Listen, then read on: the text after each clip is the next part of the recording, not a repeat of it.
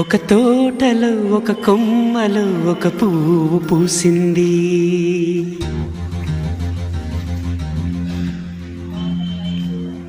మహారాణిలా మహాలక్ష్మిలా ఆ పువ్వు నవ్వింది.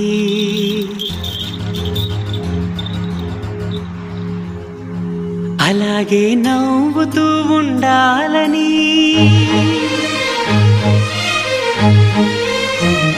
అలాగే నవ్వుతూ ఉండాలని నింగి నేల వాగు వంక చెట్టు చేమ గువగూడు ఆశీర్వదించాయి.